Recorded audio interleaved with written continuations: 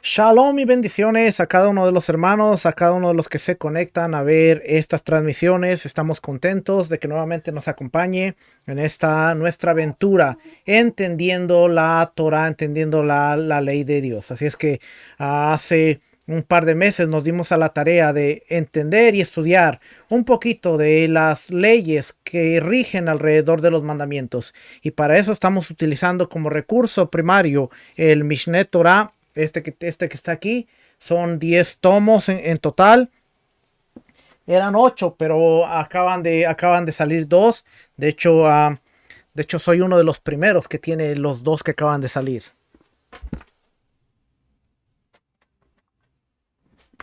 Estos dos acaban de salir. Estos dos, déjenme se los presento por aquí.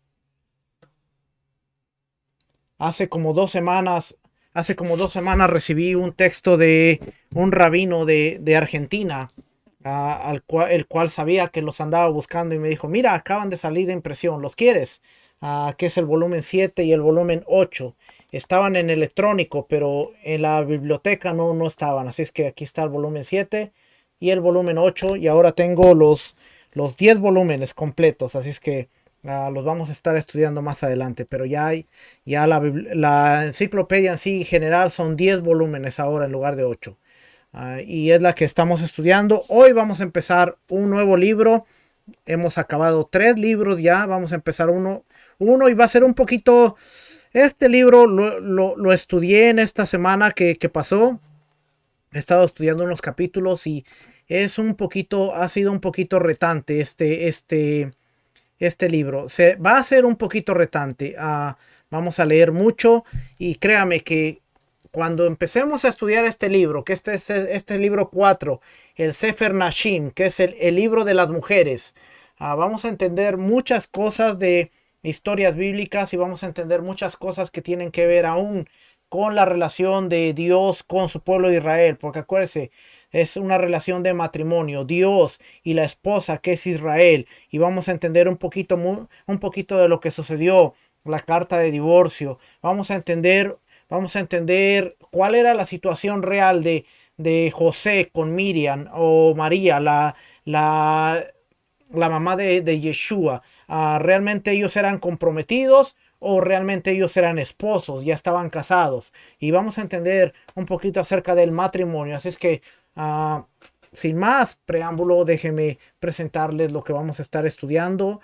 Y dice aquí, empieza diciendo, empieza diciendo este libro, porque vamos a hablar muchas cosas interesantes. Así es que empieza diciendo, en nombre de Hashem, Rey del universo, las enseñanzas del sabio es manantial de vida para apartarse de los lazos de la muerte. Y esto lo encontramos en Mishle o Proverbios 13:14. Este es el libro de las mujeres y vamos a estar hablando de 5 leyes en este libro, 5 leyes, cuyo orden es el siguiente: leyes del matrimonio, leyes de divorcio, leyes de Ibum, que es el casamiento de levirato, y Halitzá, que es el Halitzá, procedimiento por el cual la cuñada viuda libera a su cuñado de casarse con ella. ¿Qué quiere decir esto? Por ejemplo, nosotros vemos la historia de Ruth, pero dentro de la historia de Ruth a veces no entendemos que Boaz no era el que se tenía que casar con Ruth, porque Boaz no era el pariente cercano, había otro hombre que estaba primero, y Boaz dice, bueno, si él no se quiere casar contigo, se tiene que llevar el procedimiento.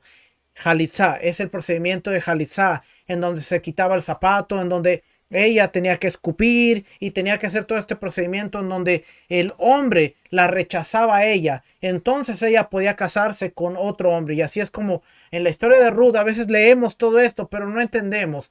No entendemos por qué se llevó este procedimiento en las puertas de la ciudad, por qué tuvo que ir Ruth ahí y por qué esta persona... ¿cómo es que se llama? Déjeme se lo busco por aquí para que usted vaya viendo un poquito la historia de lo que le estoy diciendo. Déjeme, abro la Biblia por aquí. No estaba preparado con esa historia porque no se las iba a decir hoy, pero ya que la estamos hablando, vamos a ver. El libro de Ruth.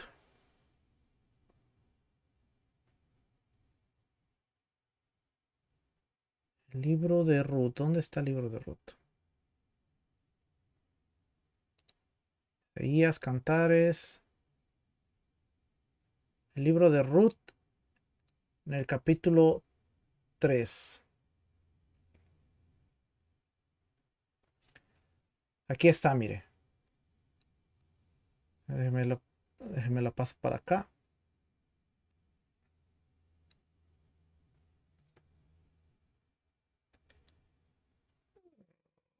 Oh, no te. Tenemos computadora. Ok, ahí está.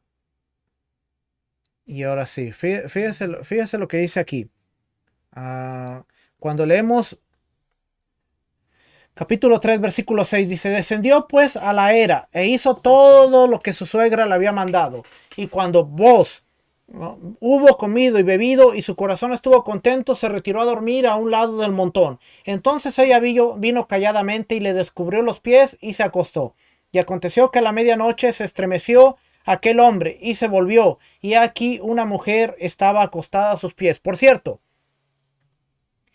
esa frase, le descubrió los pies y se acostó, nos vamos a dar cuenta de que es un eufemismo. ¿Qué es un eufemismo? No quiere decir que le descubrió los pies, sino que tiene que ver algo más allá. Pero cuando lleguemos a su tiempo lo vemos. Y dice, versículo 9, entonces él le dijo, ¿quién eres? Y ella respondió, yo soy Ruth, tu sierva. Extiende el borde de tu capa sobre tu sierva, por cuanto eres pariente cercano. Oiga bien, quiere ser redimida. Y le dice, por cuanto eres pariente cercano. Y le dijo, bendita seas tú de Adonai, hija mía. Has hecho mejor tu postrera bondad que la primera, no yendo en busca de los jóvenes, sean pobres o ricos. Ahora pues, no temas, hija mía. Yo haré contigo lo que tú digas, pues toda la gente de mi pueblo sabe que eres mujer virtuosa. Y ahora, aunque es cierto que yo soy pariente cercano, con todo esto, hay pariente más cercano que yo. O sea, no la podía redimir él porque estaba alguien primero. Pasa aquí la noche y cuando sea de día, si él te redimiere, bien, redímate. Mas si él no te quisiera redimir, yo te redimiré. Vive Adonai, descansa pues hasta la mañana. Y después que durmió a sus pies hasta la mañana, se levantó antes que los hombres pudieran reconocerse unos a otros, porque él dijo, no se sepa que vino mujer a la era. Después le dijo, quítate el manto que traes sobre ti y tenlo. Y teniéndolo ella, él midió 6 medidas de cebada y se las puso encima y ella se fue a la ciudad.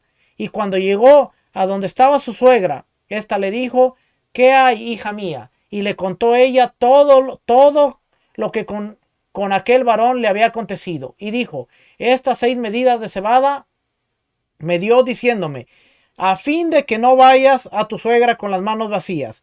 Entonces Noemí dijo, espérate, hija mía, hasta que sepas cómo se resuelve el asunto, porque aquel hombre no descansará hasta que concluya el asunto hoy. Vos subió a la puerta al Sanedrín, a los jueces que estaban en la ciudad. Vos subió a la puerta y se sentó ahí. Y aquí pasaba aquel pariente de quien vos había hablado y le dijo, fulano, ven acá y siéntate. Y él vino y se sentó. Entonces él tomó a 10 varones de los ancianos de la ciudad, Sanedrín, y dijo, sentaos aquí. Y ellos se sentaron. Luego dijo al pariente, Noemí, que ha vuelto del campo de Moab, vende una parte de las tierras que tuvo nuestro hermano Elimelech. Y yo decidí hacértelo saber y decirte que la compres en presencia de los que están aquí sentados y de los ancianos de mi pueblo. Si tú quieres redimir, redime. Y si no quieres redimir, decláramelo para que yo lo sepa. Porque no hay otro que redima sino tú, y yo después de ti. Y él respondió, yo redimiré.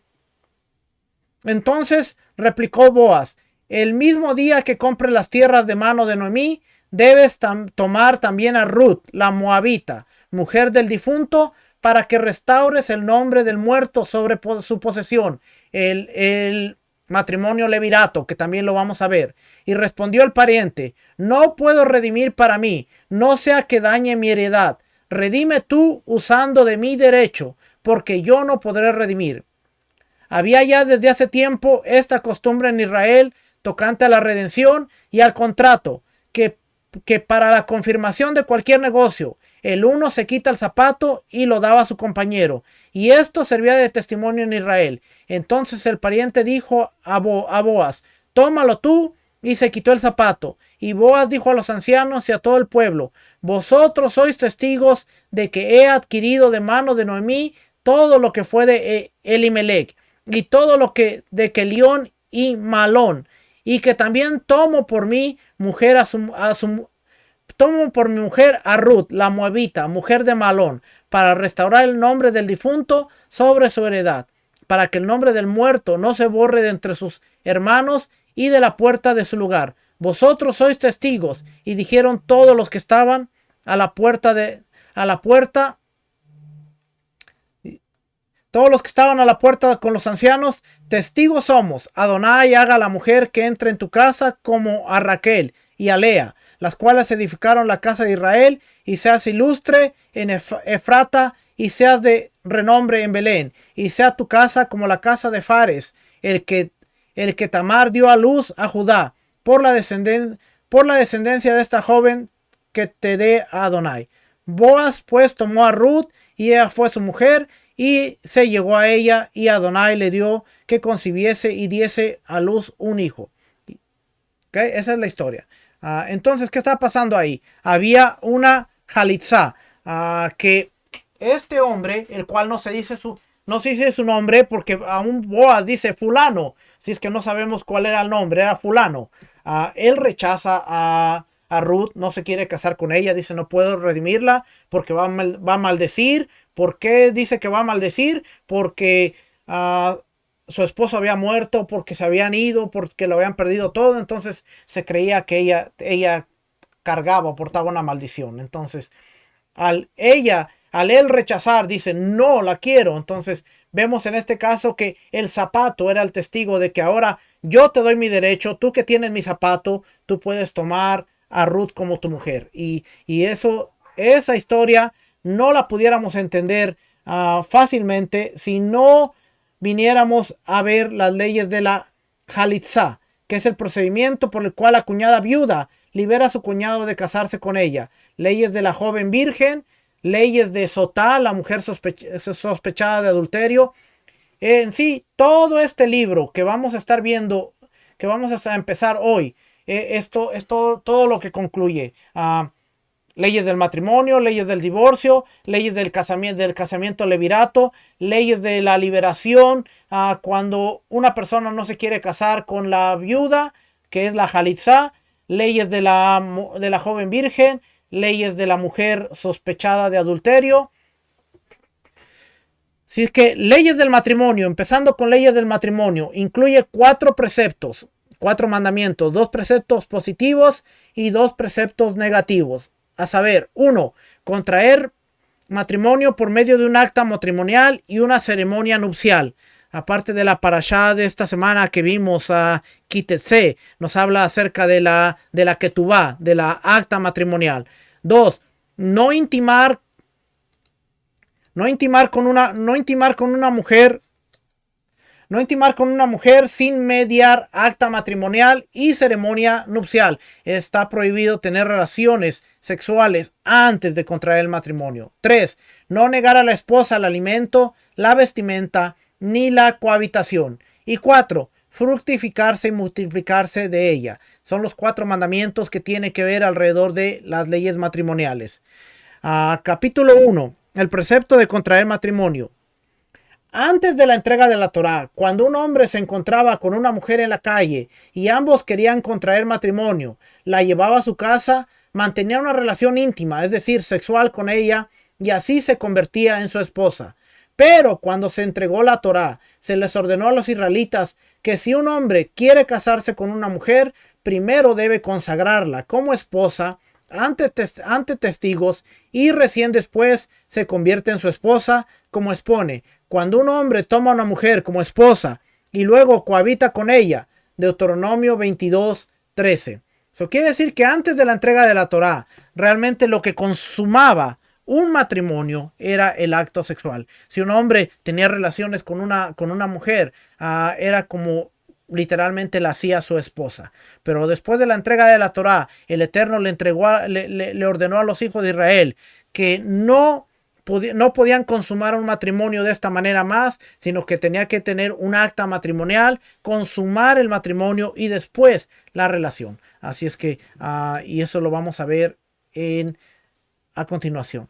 Este acto de consagración constituye un precepto positivo de la Torá. Una mujer debe ser consagrada de alguna de estas tres formas. 1. Con dinero. 2. Con un acta. O 3. Con una relación íntima. Eran las tres formas en las que una mujer podía ser consagrada. Las dos últimas dos opciones son de índole bíblica y la primera con dinero es de índole rabínica. O sea que el ser consagrada con un acta, con la que tú vas, y ser consagrada con una relación íntima son de la Torá, son mandamientos de la Torá. Ser consagrada con dinero es de índole rabínico. Esta adquisición se denomina Kiddushim, que quiere decir consagración, o Erusim, que es esponsales, en todos los contextos de la halajá. La mujer consagrada de una de estas tres formas se denomina Mekudeshet, consagrada, o Meureset, comprometida. Una vez que la mujer haya sido adquirida y quedado consagrada, a pesar de que no haya tenido una relación íntima ni haya ingresado a la casa de su esposo, es considerada una mujer casada. Ponga atención porque dice, una vez que la mujer haya sido adquirida y quedado consagrada, a pesar de que no haya tenido una relación íntima ni haya ingresado a la casa de su esposo, es considerada una mujer casada. Y el que tiene una relación íntima con ella, excepto su marido, es merecedor de que el tribunal rabínico le aplique la pena capital, así como si se quiere divorciar, precisa de un get, un acta de divorcio. Esto que está diciendo aquí es sumamente interesante porque si una persona estaba comprometida porque no había tenido una relación, no vivía en la casa del padre, simplemente había dicho, tú eres mi esposa, como en el caso de Rebeca, cuando va, o Raquel, cuando Eliezer va por ella y la trae, desde el momento en que la trae de su casa, a Raquel se le consideraba esposa de Isaac.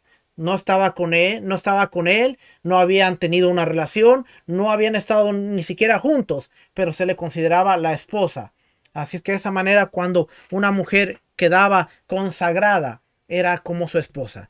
En el caso de José y Miriam o María, aunque José no vivía con ella, pero si vemos el procedimiento legal de la Torá, ellos eran esposos, y para que José se pudiera separar de ella, tenía que darle una carta de divorcio, un get.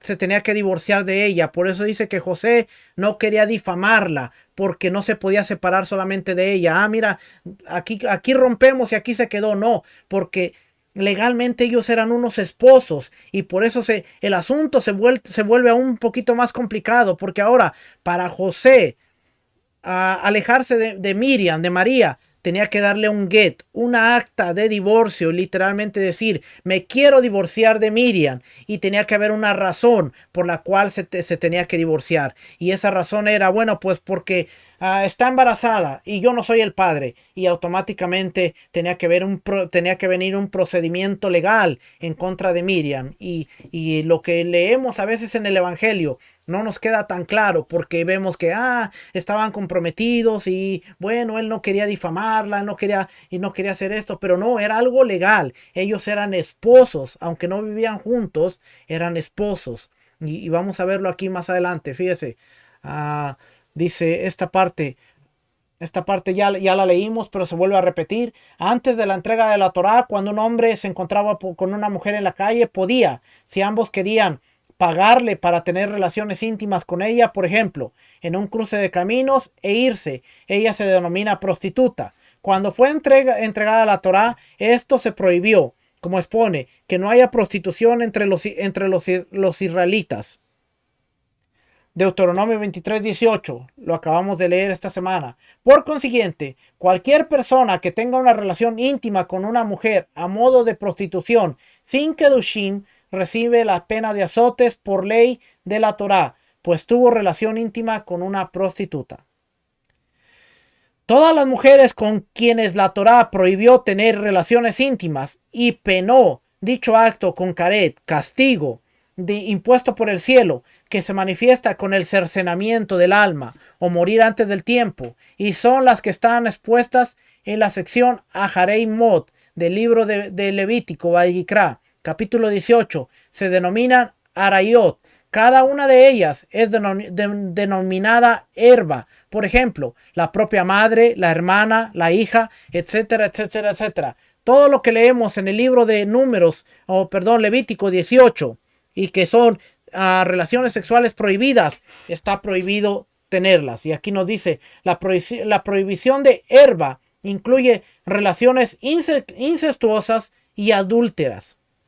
Hay además otras mujeres que están prohibidas de acuerdo a la tradición oral, cuya prohibición es de índole rabínica. Se denominan secundarias, porque la gravedad de su prohibición es de gravedad secundaria comparado a las arayot, que son las parientes cercanas. Cada una de ellas se denomina shenia, secundaria. Son 20 mujeres que de tener el siguiente parentesco con el hombre, él tiene prohibido tener relaciones con ellas. A saber, y aquí empieza a enumerar.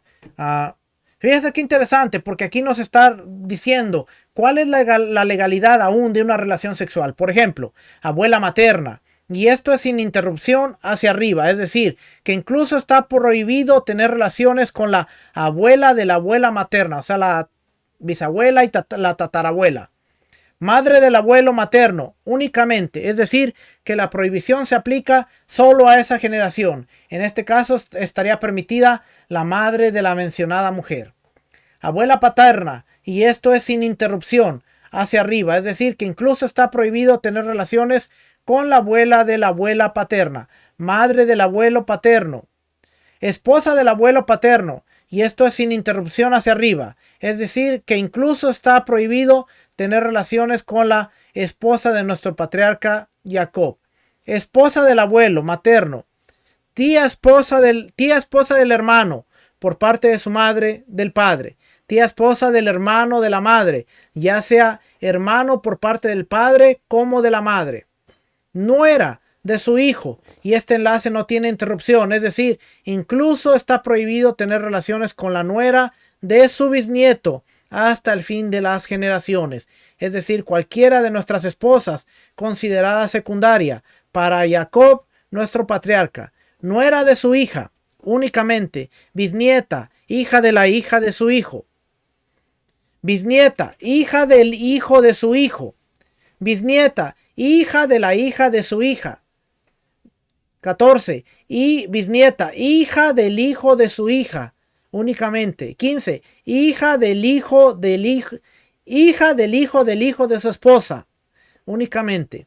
16. Hija de la hija de su esposa. 17. Madre de la madre del padre de su esposa.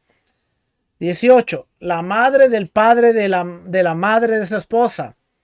19. La madre de la madre de la madre de su esposa. Suena chistoso, pero si usted se pone a pensar, bueno, la esposa, la mamá de la mamá, usted siga la línea, ¿ok? No se confunda. Y 20. Madre del padre de su esposa, únicamente. Resulta que las mujeres secundarias cuya prohibición se aplica sin interrupción hacia las otras generaciones son 4. 1. La madre de la propia madre hacia arriba, es decir, generaciones anteriores. La madre del propio padre hacia arriba. La esposa del abuelo paterno. La esposa del nieto, hijo del hijo hacia abajo, es decir, generaciones posteriores, como por ejemplo la esposa del bisnieto. Prácticamente familia. La mamá de tu esposa está prohibida. La mamá de tu esposa, o sea, la abuelita de tu esposa, prohibida. la tatarabuelita de tu esposa, el bisnieto o la bisnieta. Quiere decir que la descendencia de tus hijos está prohibida. Son las relaciones prohibidas. Así para que no se haga tantas bolas. La tía, ya sea mamá de tu papá o mamá de tu mamá, prohibida. Y ahí usted empieza a ver todas estas ramificaciones que tienen que ver tanto del lado del papá como del lado de la mamá. Y que son relaciones prohibidas porque son parte de la familia.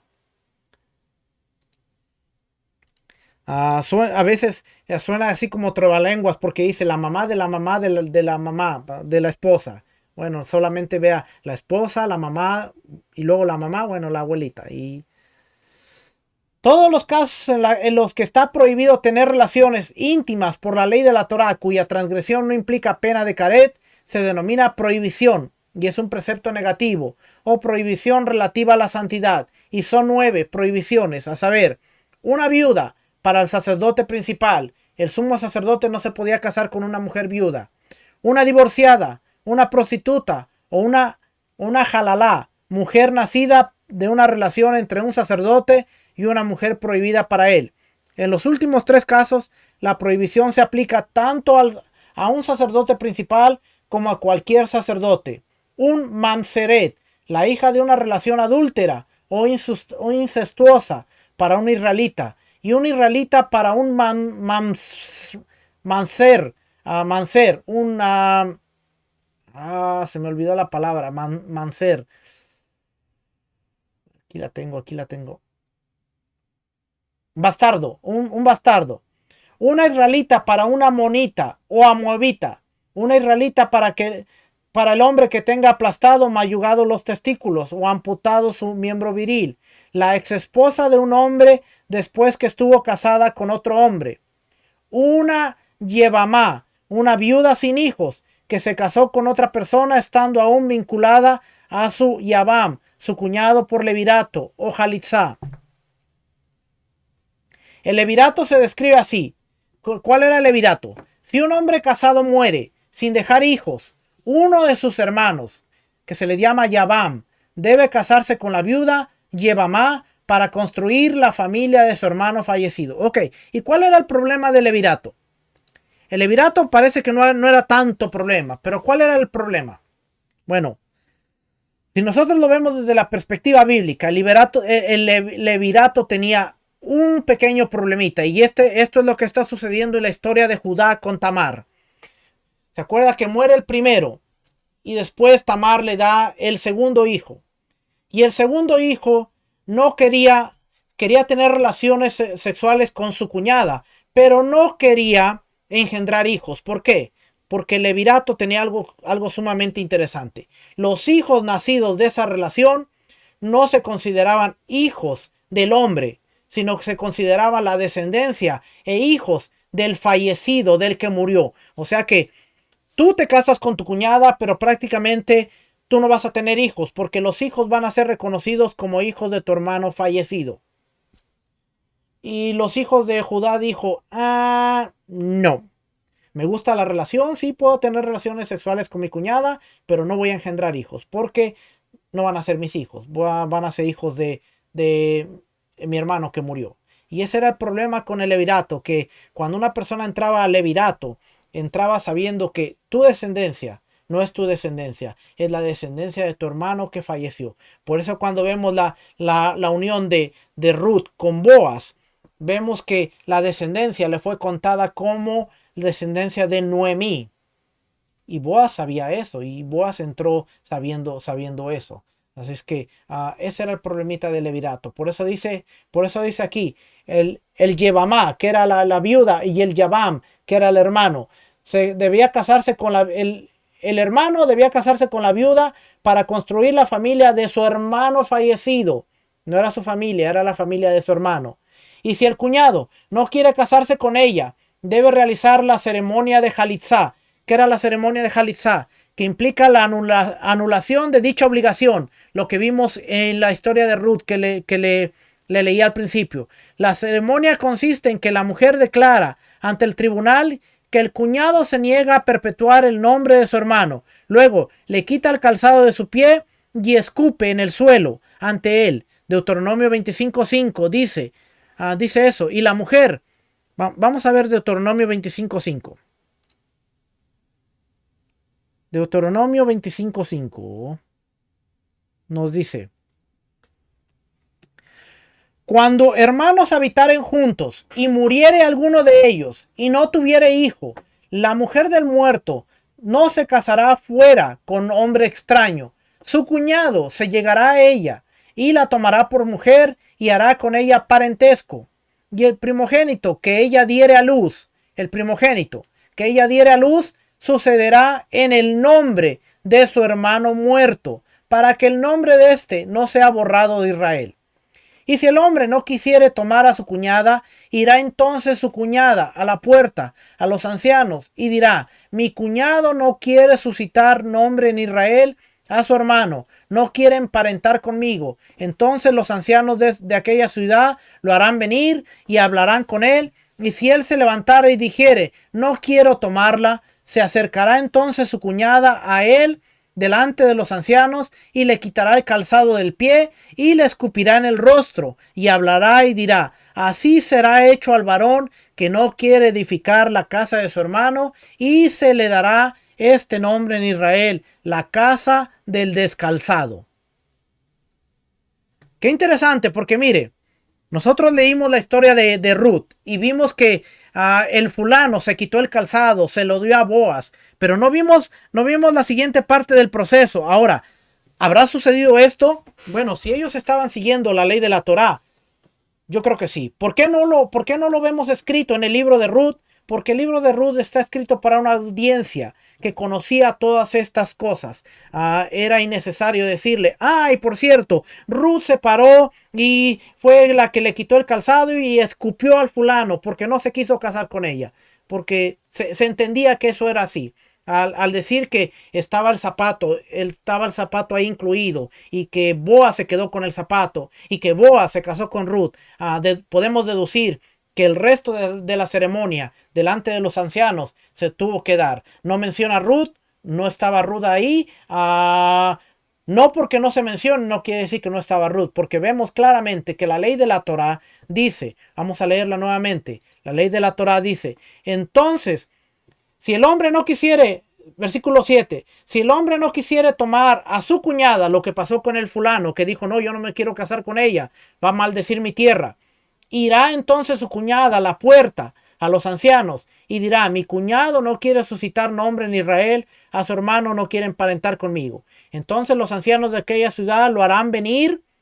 Vemos que él estaba ahí con Boaz, y hablarán con él. Y si él se levantara y dijere: no quiero tomarla, que fue lo que él hizo, se acercará entonces su cuñada a él delante de los ancianos y le quitará el calzado del pie y le escupirá en el rostro y hablará y dirá: así será hecho al varón que no quiere edificar la casa de su hermano. Ahora, habiendo leído esto, vamos a leer nuevamente Ruth 4.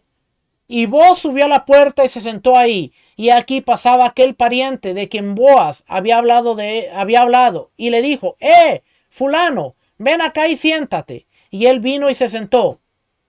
Entonces él tomó a 10 varones de los ancianos de la ciudad y dijo: sentaos aquí. Y ellos se sentaron. Luego dijo al pariente: Noemí ha vuelto del campo de Moab. Vende una parte de las tierras que tuvo nuestro hermano. Eran hermanos, Elimelech. Y yo decidí hacértelo saber y decirte que tú la compres en presencia de los que están aquí sentados y de los ancianos de mi pueblo. Si tú quieres redimir, redime. Y si no quieres redimir, decláramelo para que yo lo sepa, porque no hay otro que redima sino tú. Él era el siguiente en la línea para hacerlo. Y yo después de ti. Y él respondió: yo redimiré. Ok, yo tomo las tierras. Entonces él se tenía que casar con Ruth. Entonces replicó Boaz: el mismo día que compres las tierras de mano de Noemí, debes tomar también a Ruth la moabita, mujer del difunto, para que restaures el nombre del muerto sobre su posesión. Aquí está la respuesta en el versículo 6. Y respondió el pariente: no puedo redimir para mí, no sea que dañe mi heredad. Redime tú usando de mi derecho, porque yo no podré redimir. Había ya desde hace tiempo esta costumbre en Israel, tocando a la redención. So, no le está explicando todo, pero le está diciendo, había esta costumbre, ¿cuál? Deuteronomio, hay que leer Deuteronomio. Había una costumbre tocante a la redención y al contrato, para que para la confirmación de cualquier negocio, el uno se quitase el zapato y lo daba a su compañero, y este serviría de testimonio en Israel. Entonces el pariente dijo a Boaz, tómala tú, y se quitó el zapato. Y Boaz dijo a los ancianos y a todo el pueblo, vosotros sois testigos de que he adquirido de mano de Noemí todo lo que fue de Elimelech y todo lo que fue de Kelión y Malón, y que también tomo por mi mujer a Ruth la moabita, mujer de Malón, para restaurar el nombre del difunto. ¿Ve? Boaz sabía, y dice, el primogénito va a ser hijo de Malón, no va a ser hijo mío, para restaurar el nombre del difunto sobre su heredad, para que el nombre del muerto no se borre de entre sus hermanos y de la puerta de su lugar. Vosotros sois testigos hoy, y dijeron todos los del pueblo que estaban a la puerta con los ancianos, testigos somos. ¿Okay? Cuando leemos esto y lo vemos desde su perspectiva con Deuteronomio y entendemos y vemos lo que estaba pasando, ahora vemos por qué cuando Ruth llega con Boaz dice, bueno, perfecto, tú te quieres casar conmigo, pero no podemos porque hay un precedente legal, que hay un hermano que es mayor que yo, que a él le corresponde a casarse contigo y tener heredad. Si él no quiere, entonces yo puedo entrar, pero tiene primero que él tiene que primero renunciar a ti. Primero él tiene que decir, yo no me quiero casar con ella, para después llevar todo el procedimiento conforme a la ley y entonces tú y yo podamos casarnos.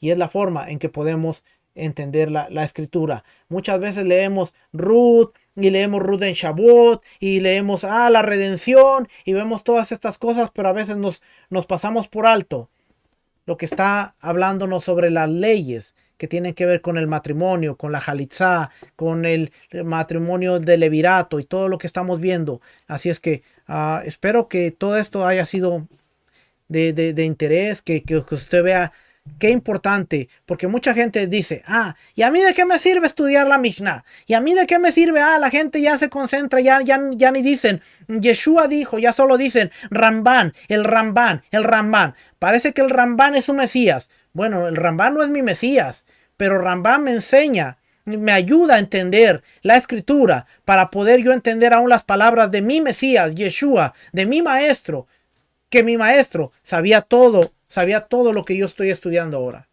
Mesías sabía la ley oral, no tenía ningún problema.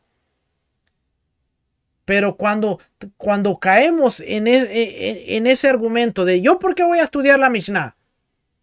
Bueno, explíqueme la ley del levirato. Explíqueme por qué Boaz dice que no se podía casar con Ruth. Explíqueme por qué tiene que llamar a este fulano y por qué este fulano tiene que decir yo no me quiero casar con ella. Y por qué después hay un zapato ahí. ¿Por qué? No sabes. Mira, cuando yo estudié la Mishnah, cuando yo estudié el Ramban, cuando yo estudié lo rabínico, ahora puedo entender ese pasaje y ahora mira, yo te puedo explicar. Había una ley y usted empieza a decir todas estas cosas y mira, ahora yo entiendo. ¿Sabes por qué yo entiendo que Yeshua es el pariente redentor? Porque el pariente redentor tomó a la mujer que había sido desechada y ahora la redimió, la compró a precio de sangre y ahora nosotros somos como esa mujer desechada. Que el Mesías, el pariente redentor, está tomando lugar de pariente redentor, está redimiendo a la mujer, la está trayendo a él, para llevarla a su casa y para formar de nuevo un nuevo convenio nuevamente. Yo no le veo nada de malo. Cuando yo leo todas estas cosas y las empiezo a conectar, yo digo, wow, qué perdido estaba cuando decía, no, la Mishnah es rabínica.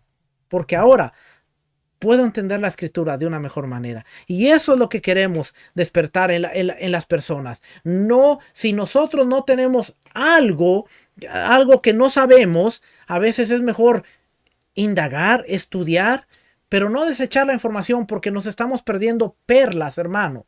Perlas por no saber la información. Hoy, usted, con lo poquito que hemos leído, hoy usted entiende usted entiende perfectamente la historia de Ruth. Ahora usted lee capítulo 1 hasta el capítulo 5 de Ruth y usted dice, mira, ya entiendo perfectamente. Ahora la puede conectar con el Mesías, el pariente redentor, que esa es una de las asignaciones que se le dio al Mesías, el pariente redentor. Y ahora usted puede decir, ¿sabes por qué yo estoy tan agradecido? Porque yo había sido desechada como la mujer adúltera, se le había dado carta de divorcio como a Israel, desechados. Pero el pariente redentor vino y nos redimió. Y eso es lo que queremos. Queremos despertar en la gente, que no mire estos recursos, que mire estos recursos y no diga, esas son cosas rabínicas, esas son cosas de hombres, sino que a través de esto podamos entender a sabiduría y podamos ver muchas de las cosas que están dentro de la escritura. ¿Okay? Dice la mujer que se ve envuelta en la ceremonia de Jalitzá se considera como una divorciada y tiene prohibido casarse con un sacerdote por institución de los sabios. Los netinim se considera como los mamzerim, ya sea hombres o mujeres, que son los bastardos, y está prohibido para la comunidad israelita casarse con ellos. Por institución de los sabios, en las leyes sobre las relaciones íntimas prohibidas, capítulo 12, versículo inciso 22 y 24, la estaremos leyendo después. Se explicará el significado de netinim. Son los gibonitas, habitantes de Canaán, que se convirtieron al judaísmo engañosamente. Esos son los gibonitas, gente que eran habitantes, los cananitas, que se convirtieron engañosamente, pero que nunca dejaron sus prácticas religiosas. Así es que vamos a ver por aquí. Hay relaciones cuya prohibición proviene de un precepto positivo y no de un precepto negativo, y son las siguientes: la primera y segunda generación después de convertidos al judaísmo. Ahora, aquí tenemos que entender una cosa. Y aquí voy a ser bien claro y específico, porque cuando estudiamos estos recursos, tenemos que entender qué es lo que estamos leyendo. ¿Ok? Este recurso dice, los convertidos al judaísmo. Es un recurso rabínico. Y como tal, ellos defienden la postura del judaísmo. Es que el judaísmo existe desde la época de Moisés, lo cual es incorrecto. Y hay que decirlo. El judaísmo no apareció sino hasta después del exilio, por ahí de los años 500 a 580 antes de la era común, cuando regresan de Babilonia, y que a los que regresan descendiendo a la casa de Judá se les empieza a conocer como judíos y se empieza a instituir las bases de lo que era el judaísmo como religión. Cuando no estudiamos, escuchamos loqueras como las que tienen algunos maestros de raíces hebreas. Y lo voy a decir porque usted me conoce. Algunos maestros que no estudian realmente el contexto dicen que el judaísmo se instituyó en Babilonia dentro del paganismo, lo cual es totalmente incorrecto. Esa declaración, viniendo de un maestro que estudia supuestamente las raíces hebreas, solo da a conocer la pequeña ignorancia que tiene en cuanto al tema del judaísmo. El judaísmo no se estableció en Babilonia.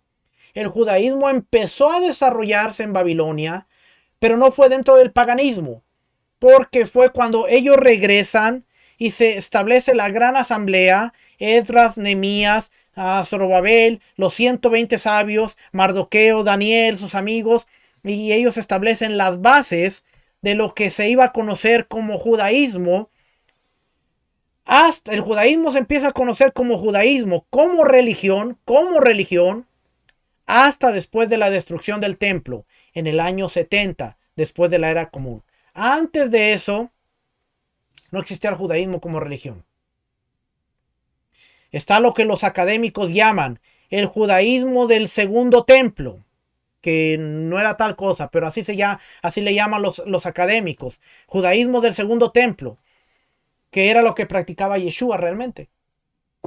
¿Ok? Si es que si nosotros decimos que el judaísmo se estableció en Babilonia dentro del paganismo, estamos diciendo que lo que observaba Yeshua era paganismo. Y no podemos decir que si Yeshua observaba ese estilo de vida llamado judaísmo que se estableció dentro del paganismo, es el Mesías de Israel. Es que hay un montón de cosas que si nosotros ponemos a observarlas, vamos a ver que es contradicción. Bueno, si se estableció en el paganismo, ¿por qué Yeshua está observando judaísmo? No, es que el judaísmo de Yeshua era diferente. Y empezamos a defender posturas por no explicar las cosas de la manera correcta. Que sí, el judaísmo se empezó o el estilo de vida llamado judaísmo más adelante, del estilo de vida bíblico que se desarrolló dentro del exilio en Babilonia. Se establecen las bases cuando regresan del exilio de Babilonia. Se establecen las bases de lo que iba a ser el culto y la religión como tal. Y es la forma, es el estilo de vida que ellos tienen hasta después de la guerra de los Macabeos, después en la época de Yeshua, después los maestros de toda esta época, por cierto, eran los fariseos.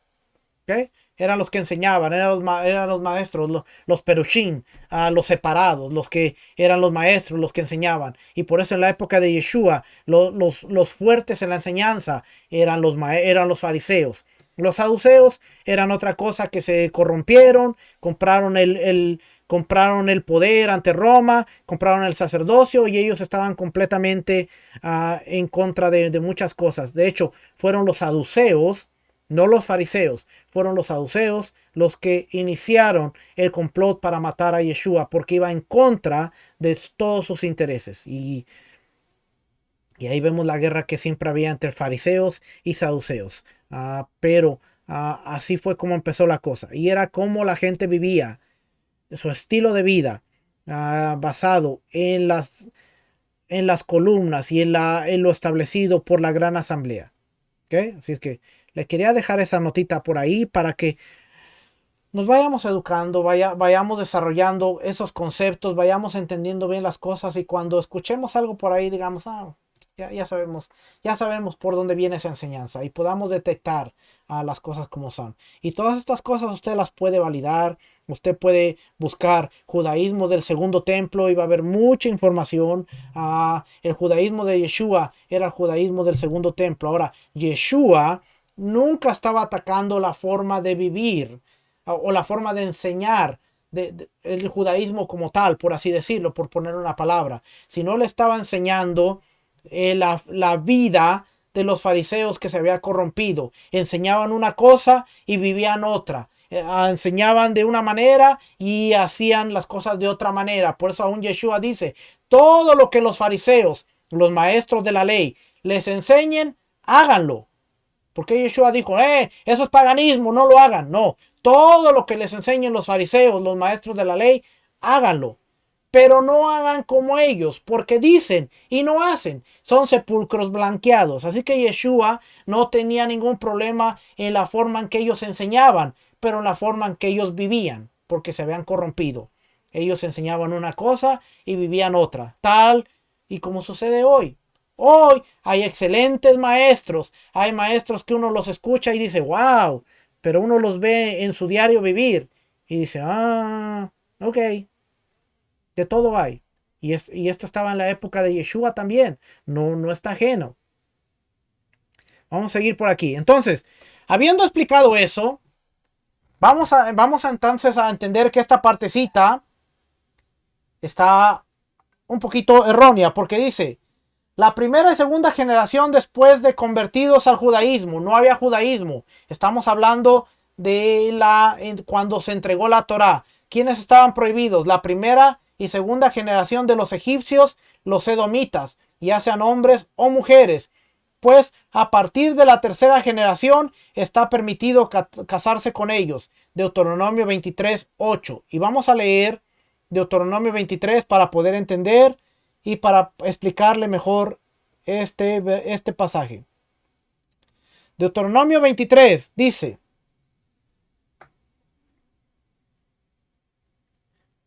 versículo 7 dice, no aborrecerás al edomita, porque es tu hermano. No aborrecerás al egipcio, porque forastero fuiste en su tierra. Los hijos que nacieren de ellos en la tercera generación entrarán en la congregación de Adonai. ¿Eso qué quiere decir? Que los edomitas, los egipcios, tenían prohibido casarse con los hebreos, no los judíos, porque no había judaísmo, eran los hebreos. Los nietos, los hijos, y luego los hijos de los hijos, hasta la tercera generación, los nietos de las personas que salieron, que venían, edomitas y egipcios, eran parte de la congregación, podían casarse. Podían casarse y podían tener familia con los israelitas como tales, la tercera generación.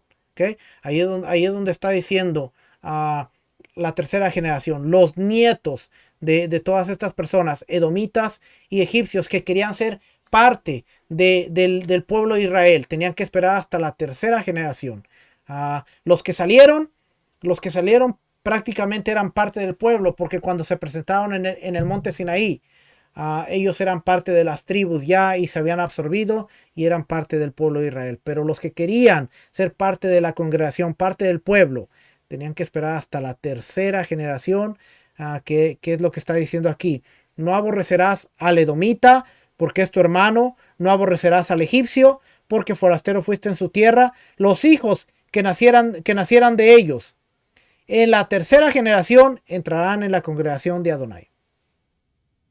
Los nietos de estas personas podían ser parte de esta generación. Por eso dice aquí, la primera y segunda generación después de convertidos al judaísmo, de egipcios y edomitas, ya sean hombres o mujeres, pues recién a partir de la tercera generación está permitido casarse con ellos, Deuteronomio 23:8. Y preceptos negativos números 54 y 55. Y una mujer no virgen para el sacerdote principal, pues no hay un versículo que diga respecto de ellos que no deben contraer matrimonio. O no debe tomar como cónyuges, sino más bien, dado que el versículo expone, la tercera generación de ellos podrá casarse en la congregación de Hashem, Deuteronomio 23:9. Se infiere que la primera y la segunda generación no deben casarse en la congregación de Hashem. Y con respecto al sacerdote principal, dado que el versículo dice, deberá casarse con una virgen, se aprende de Levítico 21:13, se aprende de ahí que no debe casarse con una mujer que no es virgen, y una prohibición que se deriva de un precepto positivo se considera precepto positivo, por lo cual el que la transgrede no merece la pena de flagelación o azotes. Capítulo 2. La maduración de la niña. Una niña, desde el día de su nacimiento hasta completar los 12 años de edad, se denomina Ketaná o Tinoquet, menor, con respecto a la ley judía, y no es susceptible de recibir penas, incluso si le crecen algunos vellos en sus partes íntimas. Durante ese periodo se considera pelo de un lunar, en los que suele crecer pelo y no es signo de adultez. Pero si le crecen dos vellos en la parte inferior del cuerpo, en partes determinadas, y tiene más de 12 años y un día, se denomina Nahará, joven o muchacha. En este periodo, es decir, a partir de los 12 años, el hecho de presentar dos vellos se denomina signo en la parte inferior del cuerpo. A partir de que presenta el signo inferior, la niña es denominada Nahará por 6 meses completos, y desde el comienzo del día en que concluye los 6 meses, pasa a ser denominada Bogeret, adulta. Entre estas dos etapas hay solo 6 meses. Si llega a la edad de 12 años y un día sin presentar dos vellos, a pesar de que se aparecieran signos de ailonit, estéril y ahombrada por naturaleza, entonces sigue considerada Ketaná hasta los 20 años de edad. Y cuando le crezcan dos vellos, aunque sea en el 20º año, será considerada Nahará, joven, durante 6 meses, para luego ser denominada Bogeret, adulta. Si a la edad de 20 años menos 30 días ella no presenta dos vellos y presenta todos los signos de Ailonit es considerada como tal, que saltea el periodo de Nará y pasa de la niñez directamente a la adultez. Y si no presenta todos los signos de Ailonit, todavía se considera Ketaná, menor de edad, hasta que le crezcan dos vellos o hasta que sea mayor de 35 años y un día.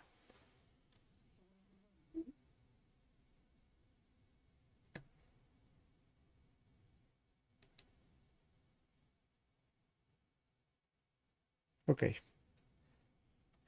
Entonces dice, si llega a la edad de, sin haber presentado dos vellos, se considera Ailonit, que es mujer estéril o ahombrada de nacimiento, a pesar de que no haya presentado los signos característicos. Resulta que has aprendido que Ailonit no pasa de la etapa de Nará joven, sino que de su niñez pasa a la adultez. Esto no es complicado porque la niñez es considerada hasta los 12 años.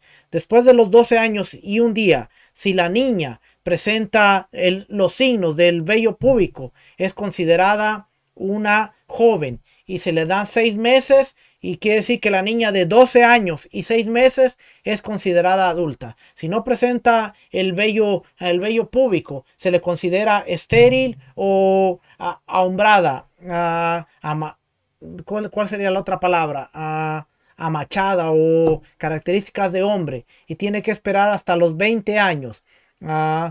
Entonces, pasando los 20 años, no pasa la etapa de joven, sino que de niña pasa a ser adulta. O sea, esa etapa de joven de 6 meses se le pierde a ella.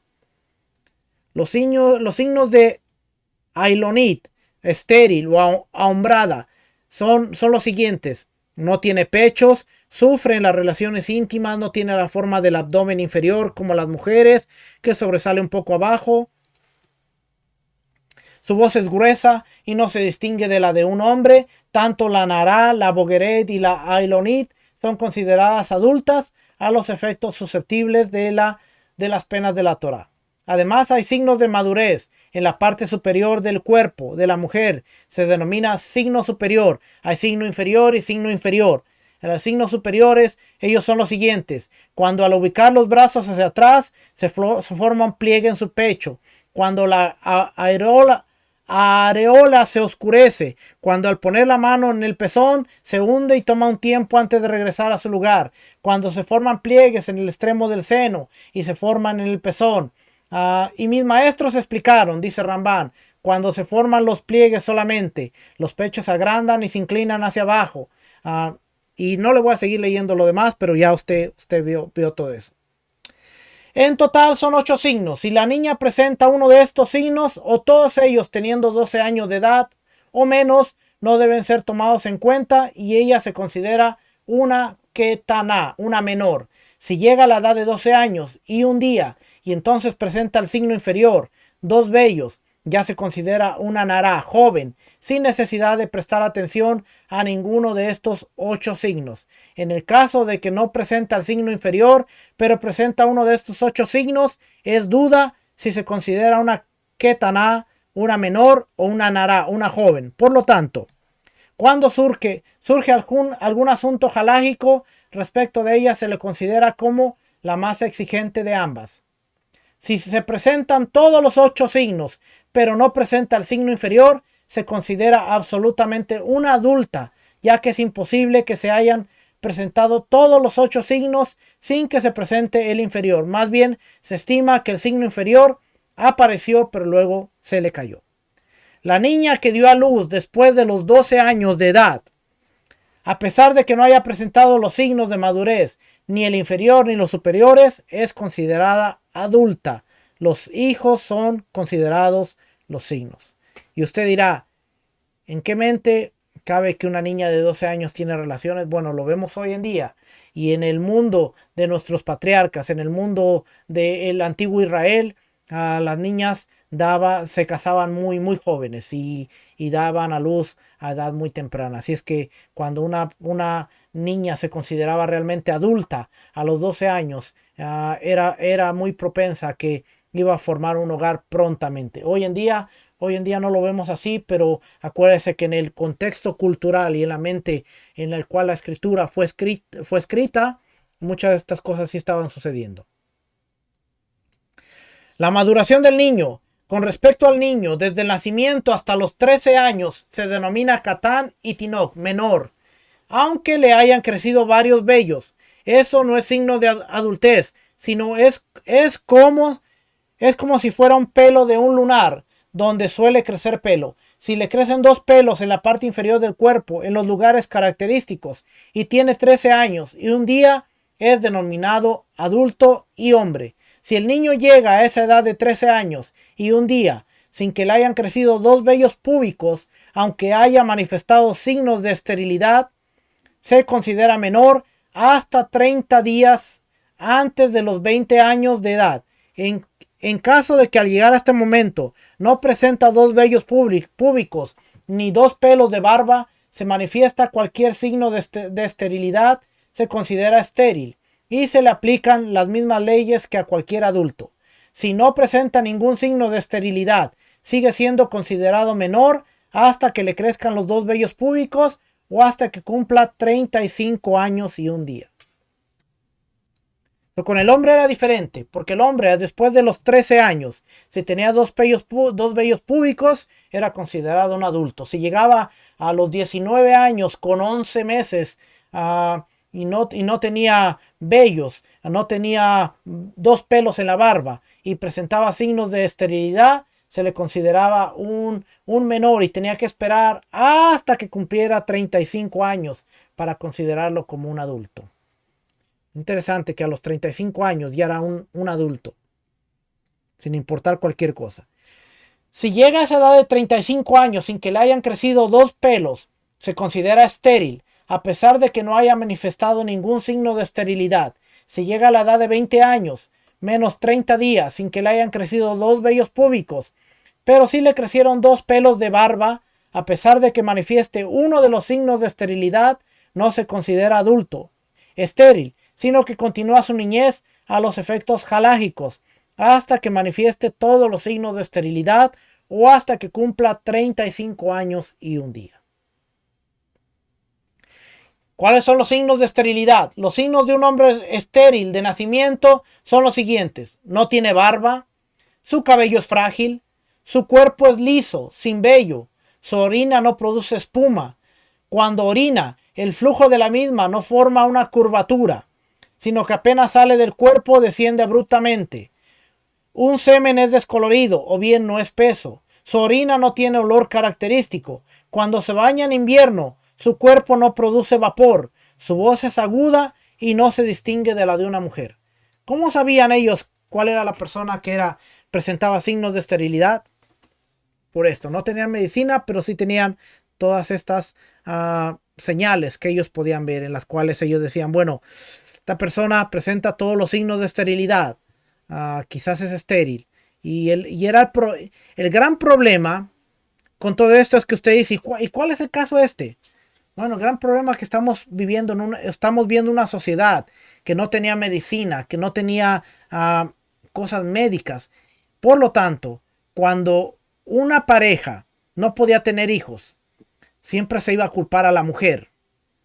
Así es que un hombre podía pasar por una, dos, tres, cuatro esposas y a las cuatro esposas se les podía acusar de ser estériles, no tenían hijos. Pero si esas esposas se divorciaban y se casaban con otro hombre y con ese hombre sí daban hijos, sí tenían descendencia, entonces podían ellos ver que el problema no era la mujer sino el hombre. Hoy en día podemos, a través de la medicina, podemos ver quién es la persona del problema, si la mujer o el hombre.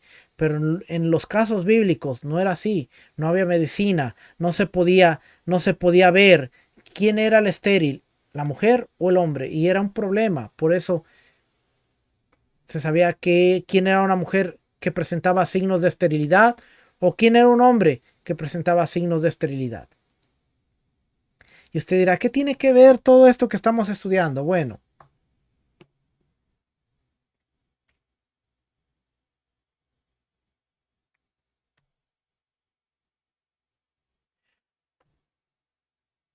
Un niño de 13 años y un día que no presenta el signo de la parte inferior del cuerpo, es decir, dos vellos púbicos, pero presenta todos los signos superiores, barba, cabello fuerte, etc.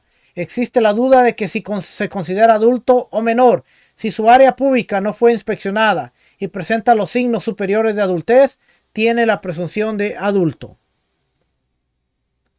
Los signos de la adultez. Los dos vellos a los que se hace referencia respecto de los niños y niñas, cuya aparición constituye un signo de adultez en todos los contextos halágicos, debe tener una medida que permita doblar el vello para que su extremo llegue a su raíz. No obstante, una vez que la medida de los vellos permite ser cortados con tijeras, a pesar que aún no se los puede doblar hacia su raíz, siempre se juzga esos casos rigurosamente. Por consiguiente, un niño o una niña con vellos de esa medida es considerado como un adulto rigurosamente, y también se lo considera menor rigurosamente, ya que sus vellos no han crecido lo suficiente como para ser doblados hacia su raíz. Después sigue explicando acerca de los vellos. Vamos a brincarnos hasta la examinación de una niña. Aquí viene la examinación de una niña también.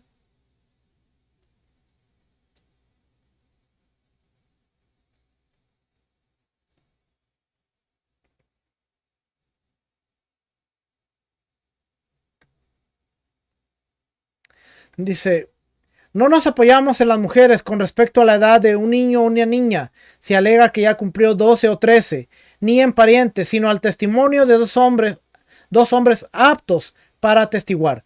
Si el padre dice: este hijo mío tiene 9 años y un día, esta hija mía tiene 3 años y un día, nos apoyamos en ello respecto de la ofrenda que debe traer la persona que tiene una relación íntima con ellos sin querer, pero no respecto de la pena de azotes por rebeldía ni de los castigos, pena capital o azotes por la ley de la Torá. Si dice: este hijo mío tiene 13 años y un día, esta hija mía tiene 12 años y un día, nos apoyamos en ello respecto de las promesas que su hijo pudiera hacer, las tasaciones, es decir, cuando promete ofrendar el valor de una persona, las segregaciones o donaciones para los sacerdotes o para la caja de mantenimiento del gran templo, y consagraciones de ofrendas al altar, por lo cual están obligados a cumplir dichas promesas, pero no con respecto a las penas de azotes por rebeldía ni los castigos.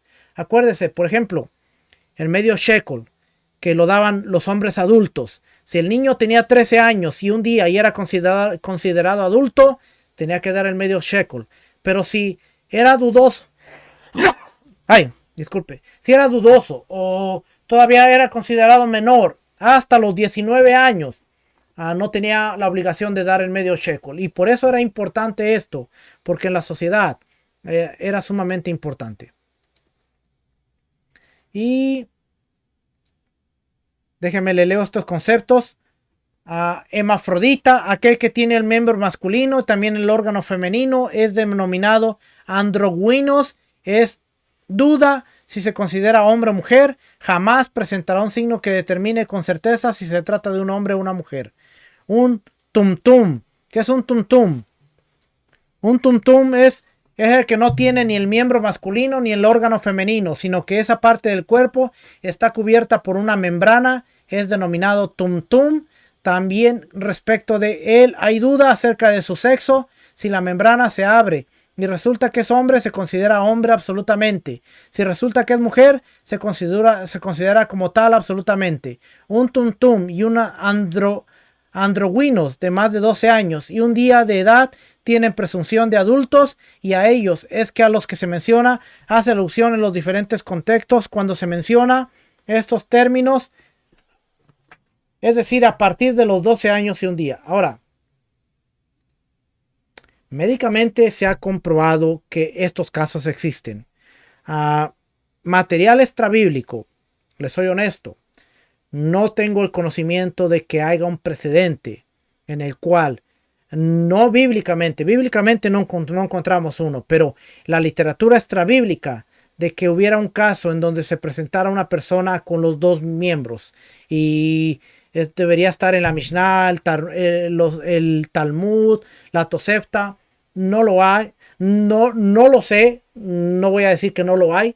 Desconozco si hay un caso, pero voy a indagar un poquito más a fondo. Hasta el día de hoy no conozco de un caso en donde diga, bueno, en el tratado tal, se trata un asunto en donde un hebreo, un israelita, un judío, nació con los dos miembros y tuvieron que decidir el caso. O nació con la membrana y no se sabía si era hombre o mujer.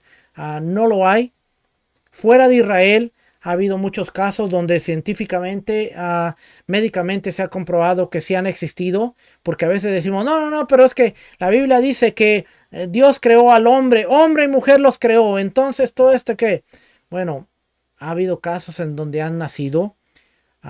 ¿Por qué la gente nace así? Por tanta transmutación, por tanto pecado, por tanta cosa que ha pasado el planeta y la misma humanidad, que ha provocado que haya casos así. Pero dentro de Israel y dentro de las regulaciones, no sé, desconozco.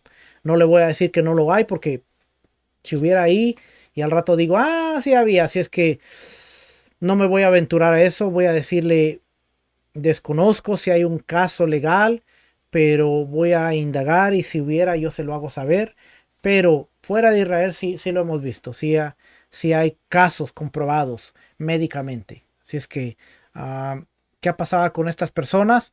Bueno, fuera de Israel no podían presentarse al templo. En Israel, si hubiera el caso, tampoco podían presentarse al templo, porque tenían defectos físicos. Así es que eso es importante, porque cuando una vez lo estudiamos, entonces entramos dentro de lo que es el área legal y todo esto que nos lleva a poder estudiar más a fondo todas estas cosas. Déjenme terminar con esta parte. Y sordomudo. En todos los contextos de la halajá, cuando se menciona sordo o sorda, se refiere a un sordo mudo, pero el que habla y no escucha, o viceversa, es considerado como cualquier persona, hombre y mujer cuerdos, que no son sordos ni dementes, son denominados piqueaj y picajat, respectivamente. O sea, sordo mudo es aquel que no oye y ni habla, pero si oye pero no habla, o si habla pero no oye, entonces es considerado hombre o mujer en todos los aspectos de la ley. Antiguamente el sordomudo de nacimiento no recibía instrucción y estaba completamente del entorno, lo cual afectaba sus facultades mentales. Resumen de los términos expuestos, y aquí terminamos. Resulta que estos dos capítulos hemos definido un total de 20 términos, a saber, Kiddushim es consagración de la mujer como esposa. 2. Herba, mujer prohibida para casarse con ciertos hombres por la Torá. 3. Shnia, mujer prohibida de gravedad secundaria de índole rabínica. 4. Prohibición, un precepto negativo. 5. Prohibición proveniente de un precepto positivo. 6. Ketaná, que es menor. 7. Nará, joven muchacha. 8. Bogueret, que es adulta. 9. Ailonit, mujer estéril y ahumbrada. 10. Adulta. 11. Signo inferior. ¿Cuáles eran los vellos? El signo inferior. 12. Signo superior. 13. Catán en el hombre. Catán, menor. 14. Isris Hamá, hombre estéril de nacimiento. 15. Isris Adam, un castrado. 16. Un adulto. 17. Androguinos, que nacían con los dos miembros. 18. Tumtum, no se sabía el sexo. 19. Sordomudos y 20. Cuerdos. Ten presente todos estos términos ante ti siempre y que su significado no se te olvide para que no debamos explicarlos cada vez que los mencionemos. Cada vez que continuemos viendo todo esto. Yo sé que estas clases son un poquito técnicas. Estamos hablando de muchas cosas que tienen que ver con que, bueno, quién es adulto, quién es niña, quién es niño, quién es adulto, quién es estéril, y todas estas cosas que usted dirá, ¿y esto en qué nos sirve? A medida que vayamos avanzando, vamos a ver, por ejemplo, la próxima semana, vamos a ver el Kiddushin, que es la consagración. Y dentro del Kiddushin vamos a ver qué tanto afectaba a un menor o una menor. Y vamos a empezar a ver todos estos detallitos para ir entendiendo. Y esto nos va a ayudar a entender un poquito el concepto del matrimonio. Mire, una de las cosas que yo aprendí y he estado aprendiendo a través de todo esto es que nosotros no tenemos ni idea de lo que es una boda. Aún dentro de